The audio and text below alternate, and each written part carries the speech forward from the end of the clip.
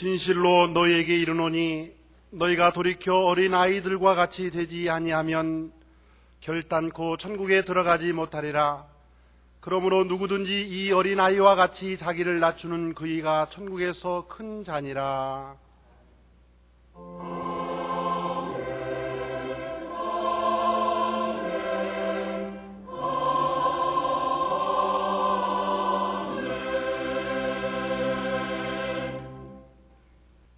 이 시간 하나님께서 우리에게 주시는 구약의 말씀은 잠언 22장 6절입니다. 구약성경 933쪽입니다. 마땅히 행할 길을 아이에게 가르치라. 그리하면 늙어도 그것을 떠나지 아니하리라. 아멘.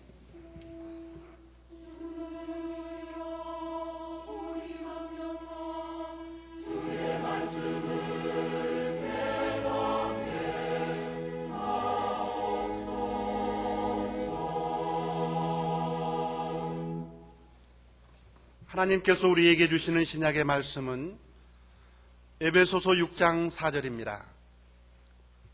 신약성경 316쪽입니다. 또 아비들아 너희 자녀를 노엽게 하지 말고 오직 주의 교양과 훈계로 양육하라. 아멘. 구약 본문 말씀을 다시 보시면 마땅히 행할 길을 아이에게 가르치라. 그리하면 늙어도 그것을 떠나지 아니하리라.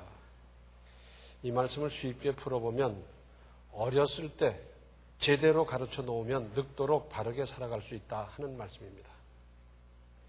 제가 지금은 저래도 크면 스스로 알아서 잘 하겠지. 그렇습니까? 우리 속담에 해답이 나와 있습니다.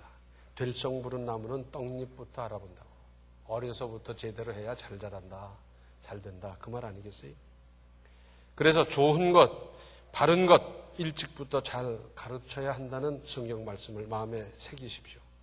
또 오늘의 신약 본문 말씀을 보시면 또 아비들아 너희 자녀를 노엽게 하지 말고 오직 주의 교양과 훈계로 양육하라. 부모의 할 일 또는 도리를 두 가지로 말씀하는데 소극적으로는 자녀의 마음을 노엽게 하지 말라는 겁니다. 풀어보면 지나치게 엄격하면 자녀는 거짓말을 하게 됩니다. 왜? 매가 두려워서 안 맞아야 되니까, 혼나지 않아야 되니까. 그래 거짓말하고 그때를 떼어 넘기려고 그러죠. 가혹하게 다루다 보면 인격, 성격, 성품이 비뚤어지게 돼 있고요. 편애하면 결국은 형제를 적이 되게 합니다. 우리는 지금까지 아무 생각 없이 맞이니까, 막내니까, 고명딸이니까 그래가면서 편애를 하다가 결국은 형제가 어려서부터 불편한 관계가 되고 나중에는 적이 되는 수도 없잖아 있었습니다. 감정대로 기를 수 없는 것이 자녀입니다. 깊이 생각하며 내다보는 안목으로 양육할 일입니다. 그러면서 적극적으로는 교양이라고 했는데 원어적인 의미로 보면 심신 발달을 위한 행동 훈련을 뜻합니다.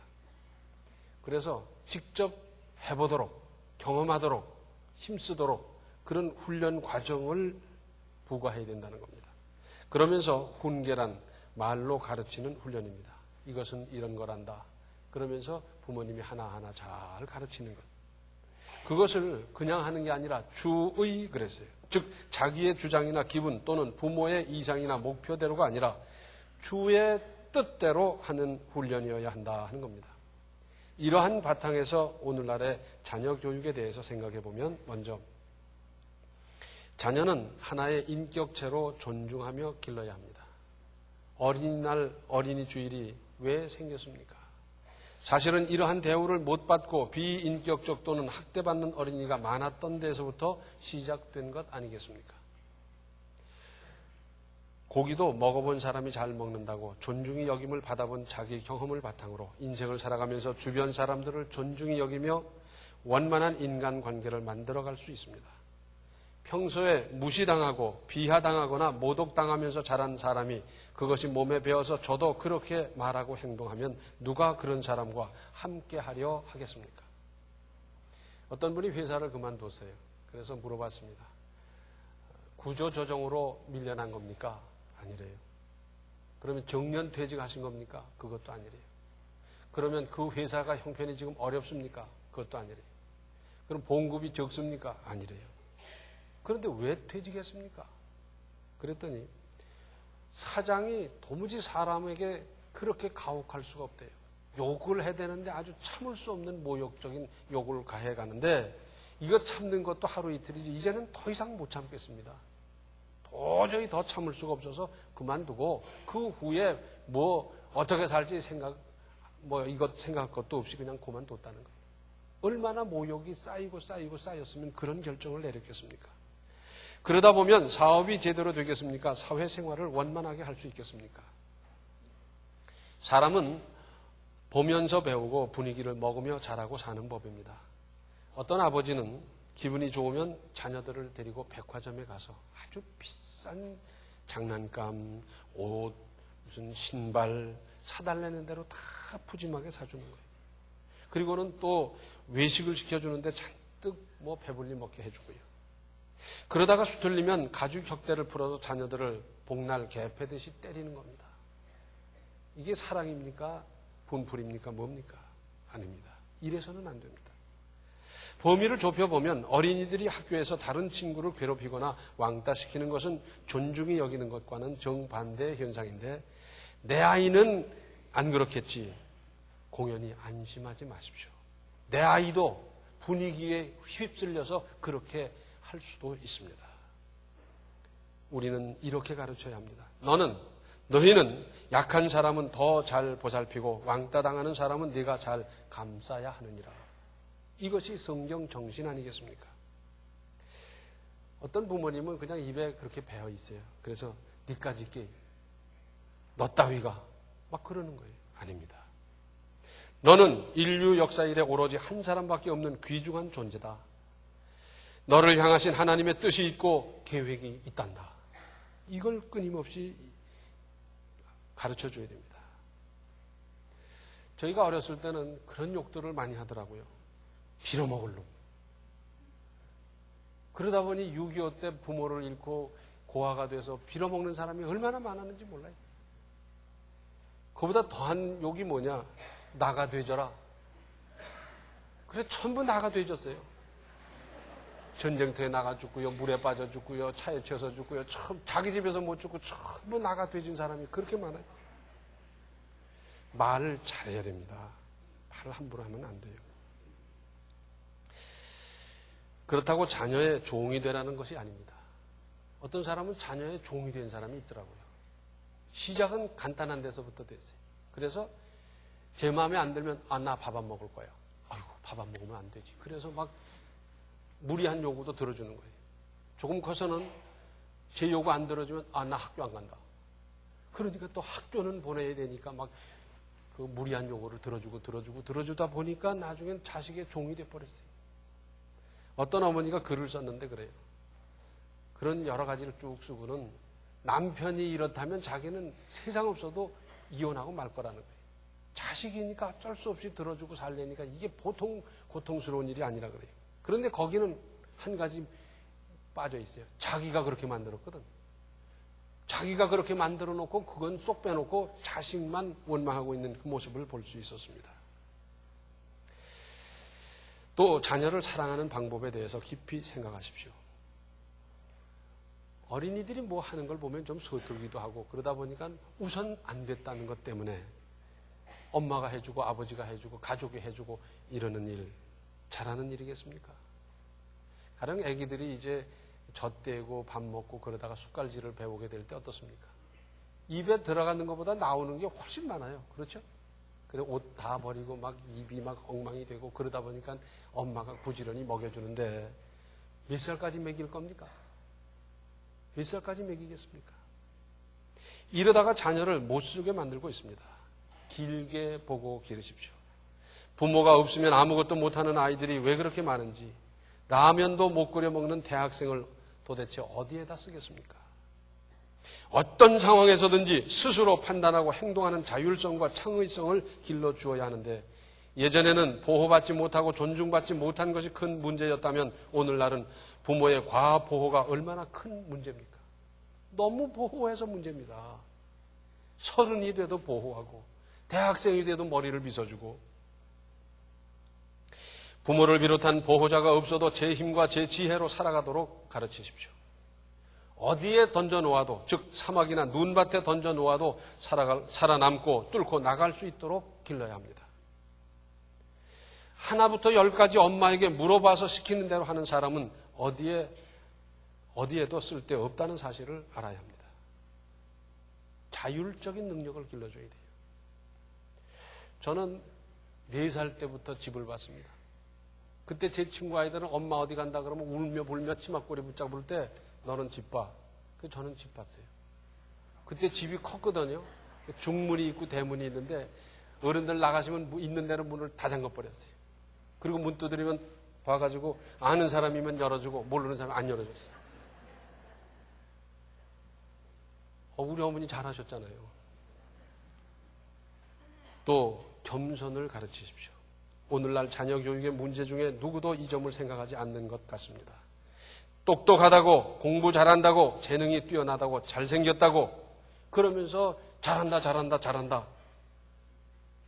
그래서 교만이 꽉 차게 만들어 놓는 겁니다. 하나님을 믿든지 안 믿든지 모든 부모들이 제 자식 축켜 세우느라고 혈안이 되어 있습니다. 그래서 결국은 뭐가 되느냐? 교만한 사람이 되고 말아요. 교만을 길러주고 있고요. 잘하는 일을 더 잘하게 하도록 격려하는 것과 교만하게 만드는 건 별개 문제 아닙니까? 그런데 성경은 뭐라고 말씀하십니까? 교만은 패망의 선봉이라고. 무슨 말씀입니까? 교만하면 망한다는 겁니다. 세상에 그렇지 않습니까? 잘난 척하고 뻐기고 뽐내고 의시대고 교만하고 거만 떠는 사람, 그런 사람이 있으면 다 떠나가요.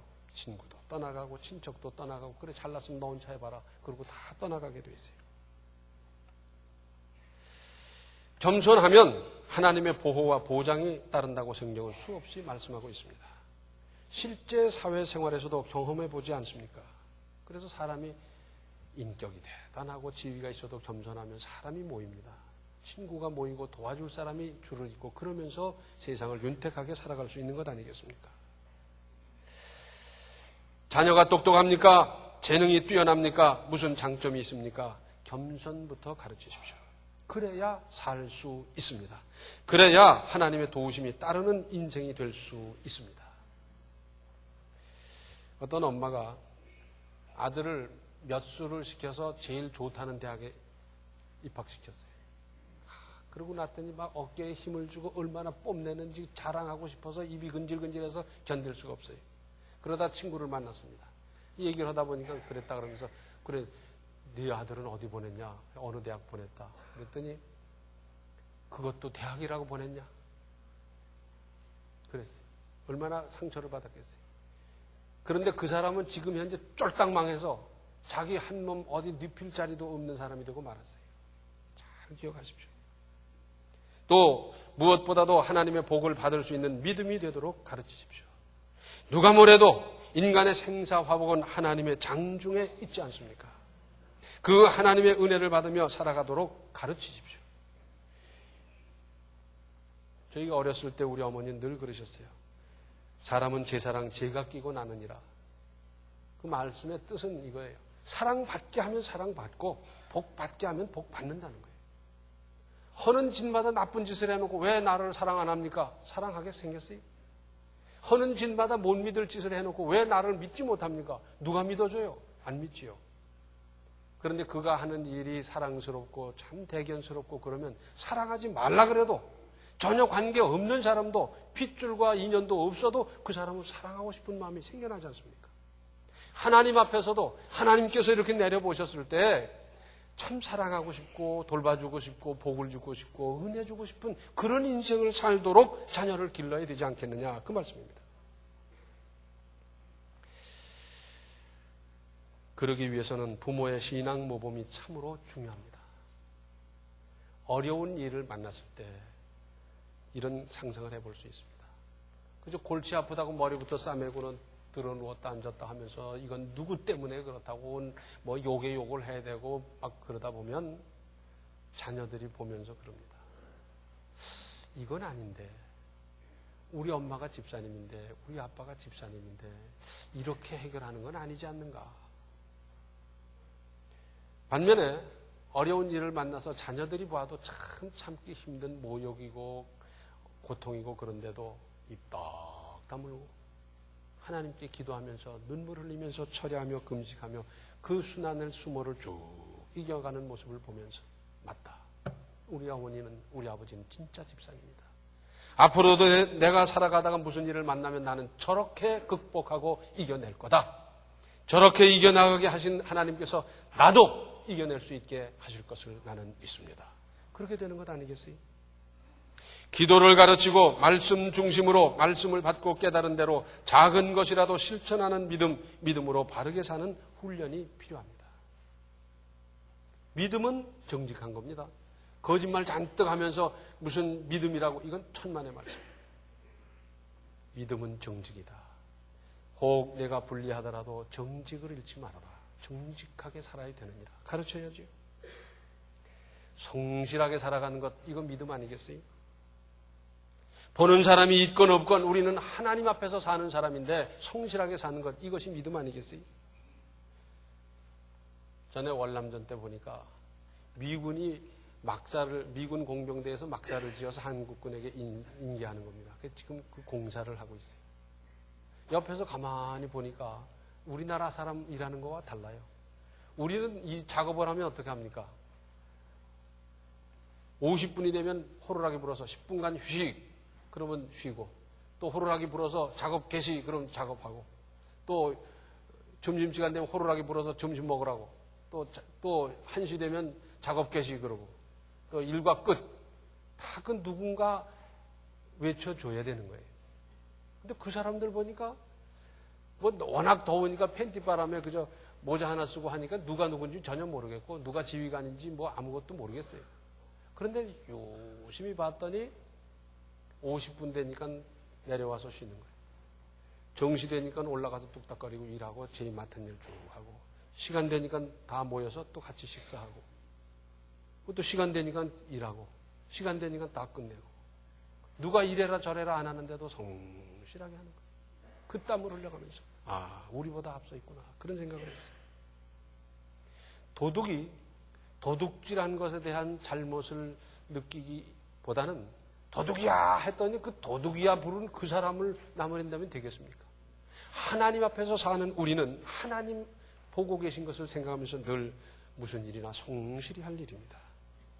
우리는 사고방식에 있어서 많이 혼란스럽습니다. 그래서 한쪽으로 치우치는 경우가 얼마나 많은지 모릅니다. 눈도 두리고 귀도 두리라 한쪽에 치우치지 말라고 하나님은 그렇게 만들어 놨는데 치우치는 경우가 많아요. 건전한 판단이 부족합니다. 그래서 극단적으로 흐르는 경우 많고, 그래서 부부에게 문제가 생겨도 시가에서는 남편 편을 들고 친정에서는 색시 편을 들고 편대편 싸움이에요. 냉정하게 생각해서 어떤 것이 바른 것인지 건전한 판단력을 길러줘야 되지 않겠습니까? 이것이 믿음 아닙니까? 무슨 일을 맡든지 책임 있게 일하는 것, 이것이 믿음이고요. 예절 바르게 사는 것도 믿음입니다. 신방을 해보다 보면 어려서부터 단정하게 행하면서 함께 예배드리고 참여하는 모습을 보면서 이 집은 뼈대 있는 집안이구나, 그런 걸 느껴요. 근데 같은 조건의 어떤 집을 가보면 난장판이 되어서 들락날락하고 법석을 떠는 걸 보면서 이게 좀 어렵구나 하는 생각을 하게 됩니다. 자, 예절, 이것도 믿음입니다. 매너가 경쟁력이라고 그러지 않습니까? 영어도 잘하고 실력도 있어 보이는데 매너가 없어서 아무렇게나 하다가 일이 삐그러지는 경우가 얼마나 많이 있습니까? 특별히 경제생활을 잘 가르쳐야 합니다. 우리는 지금까지 절제를 가르치지 못했어요. 그래서 전기를 아끼고 물을 아끼고 종이를 아끼고 시간을 아끼고 그것을 잘 활용하고 이런데 우리는 별로 잘 가르치지를 못했습니다. 이제부터라도 절제를 가르치는 것, 이것이 믿음입니다. 일확천금이란 것은 있는 게 아니다. 그런데도 많은 사람들이 일확천금 그 꿈에 빠져서 도박으로 가고요. 도박하다가 돈 벌어서 나중에 땅 사고 논 사고 그러고 떵떵거리며 살다 죽은 사람이 있다. 그런 이야기 들어보셨습니까? 그건 동서고금에 없어요. 그런데도 불구하고 그런데 빠질 수 있도록 방치한 건 누굽니까? 아니다. 인생은 절제하며 사는 것이고 내 수입 안에서 감사하고 만족하며 사는 것이지 그렇게 일확천금은 그런 꿈은 꾸는 게 아니란다. 가르쳐 놨어야죠. 요즘 카드 때문에 긁어대는데 젊은 자녀들이 카드를 긁어대기 시작하는데 이거 어떻게 하면 좋습니까? 카드를 막아주다 나중엔 도저히 안 되겠어서 부모님이 이민 간 사람이세요. 자기 눈앞에서 잡혀가는 꼴은 참아볼 수 없어서 이민 가버린 사람을 봤어요. 아무리 가르쳐도 안 되는 거예요. 왜? 어려서부터 일찍부터 절제를 가르쳤어야 될 터인데 어려서는 안 가르쳤거든. 긁어대니까 되거든. 그래서 카드를 막는다, 막아준다, 뭐 별짓 다 해도 안 돼요. 자, 이제는 초등학교 어린이들도 핸드폰을 갖고 있는데 집집마다 전부 그 걱정입니다. 몇십만 원이 나왔다는 거예요. 그래서 이 핸드폰을 빼앗아도 안 되고 뭘 해서도 안 되고 이걸 어떻게 하면 좋냐고. 그러면 그 아이가 중학생이 되고 고등학생이 되고 대학생이 되고 사회 나가서 핸드폰 값이 100만 원씩 나오면 어떡할 겁니까? 어떤 방법으로 하든지 절제하는 것을 제대로 가르치는 것이 믿음이고 절제해야 이 세상을 살아갈 수 있지 펑펑 써가면서 무슨 수로 가정경제를 지탱해 내겠습니까? 특별히 봉사를 가르치십시오. 집집마다 하나둘 기르다 보니까 전부도 공주병, 왕자병에 걸려가지고 손 하나 까딱 안 하고 그저 남이 다 해주는 줄로 착각하며 살아요. 그래도 되겠습니까? 누가복음 2장 52절을 보면 예수님 어렸을 때의 기록이 한 절로 나와 있습니다. 예수는 그 지혜와 그 키가 자라가며 하나님과 사람에게 더 사랑스러워 가시더라. 자, 내 사랑하는 자녀가 학교에 가면 학교에서 어디 가면 어디에서 다 사랑받고 고임받으면 좋겠죠. 근데 됩니까? 그렇게 합니까? 안 합니다. 가만히 있는데 누가 사랑해요? 예수님이 사람에게 사랑스러워 가시더란 이 말씀의 뜻이 뭡니까? 비록 어리지만, 비록 청소년이지만, 다른 사람 돕고요, 수고했고요, 짐을 지고요, 함께 했고요. 그러니까 사람들이 사랑했던 겁니다. 이거 아셔야 돼요. 가만히 있는데 누가 사랑합니까? 내가 10사람을 위해서 수고하고 봉사하고 돌보고 보살피고 땀을 흘리면 10사람의 사랑을 받을 겁니다. 100사람을 위해서 수고하면 100사람의 사랑을 받는 거지 가만히 있는 아이를 누가 사랑합니까? 봉사를 가르치십시오. 이런 하나하나를 또박또박 가르치십시오. 영어 수학 못해도 살 수 있지만 이런 그리스도인의 덕목을 갖추지 못하면 못 사는 겁니다. 그리고 자녀를 위해서 공들여 기도하십시오. 적당히 우물우물 기도하지 말고요. 공들여서 늙어 죽는 그날까지 기도하는데 기도하는 자식은 망하지 않는다 그러지 않습니까? 그 곁길로 갔다가도 그 기도 때문에 돌아오고 새로워지고 새 인생 살아가고 그러는데 기도 많이 하십시오. 우리말에 자식 농사라 그럽니다. 아마 다른 나라 말엔 자식 농사란 말이 없는 것 같아요. 어렵습니다. 어려운 일입니다. 말같이 쉬운 것이 아닙니다. 오죽하면 성경에도 엘리 제사장은 두 아들이 아버지를 이어서 제사장을 하는데 잘못해서 그 아들 때문에 아버지까지 하나님의 엄한 징계를 받는 장면이 나오겠습니까? 그러나 할 수 있습니다. 호서대학교 총장을 지내셨던 정근모 박사님은 그 아들을 미국 유학 보내면서 아무래도 신앙무장을 잘 시켜서 보내야 되겠다 해서 어느 목사님께 부탁해서 성경 공부 과외 수업을 받았습니다. 출국하기 전까지 성경 공부 과외 수업을 하면서 신앙으로 무장시켜 보냈습니다. 자식 농사 믿음으로 잘 지으면 하나님이 얼마나 기뻐하시겠습니까? 얼마나 기뻐하시겠어요? 그래서 내 대에 하나님으로부터 100만큼의 복을 받았다고 하면 내 다음 때는 500, 그 다음 때는 1000, 그 다음 때는 2000 이렇게 대를 물려갈수록 하나님의 은혜와 복을 더 받도록 길러야 되지 않겠어요? 하나님과 사람에게 사랑스러워가는 존재로 기르는 것 얼마나 보람있고 뜻있는 일입니까? 우리는 지금까지 착각하고 살았어요. 걔는 손 물에도 집어넣지 않았다고. 그게 마치 무슨 꽤나 잘한 것처럼 천만의 말씀입니다. 하나님 보시기에 도와주고 싶고 사랑하고 싶고 은혜 베풀고 싶은 사람으로 사람이 볼 적에도 참 사랑스럽고 대견스럽고 도와주고 싶은 그런 인생 살아갈 수 있도록 기르세요. 그것이 잘하는 일입니다. 그러면 하나님께서 기뻐하실 뿐 아니라 사람의 공경을 받으면서 이 세상을 얼마나 아름답게 살겠습니까? 그렇게 해서 가정마다, 가문마다 대를 이어갈수록 하나님의 은혜와 복을 더 많이 받으며 누리며 사는 가문 이루어 가시기 바랍니다. 기도하시겠습니다. 은혜로우신 아버지 하나님, 제 자식 귀한 줄만 알았지 봉사시킬 줄도 몰랐고 제대로 가르치지 못했던 저희 잘못을 용서하여 주시옵소서. 이제 깨닫게 해 주셨사오니 이제부터 하나님의 뜻에 따라 잘 양육하는 지혜롭고 믿음 있는 부모님이 다 되게 하여 주시고, 이런 부모님으로 말미암아 다음 때는 더 복되고 은혜로운 인생, 대를 물려갈수록 하나님의 은혜와 복을 더 많이 받으며 누리며 사는 가문들 다 되어가게 하여 주시옵소서. 예수님의 이름 받들어 간절히 기도하옵나이다. 아멘. 지금은 어린이를 사랑하시는 생명의 주 예수 그리스도의 은혜와 하나님 우리 아버지의 극진하신 사랑과 성령의 감화, 감동, 충만, 교통하심이 자녀를 믿음으로 복받는 길로 잘 인도하기로 작정하는 모든 성도들 머리 위에 이제로부터 영원토록 함께 계시기를 축원하옵나이다.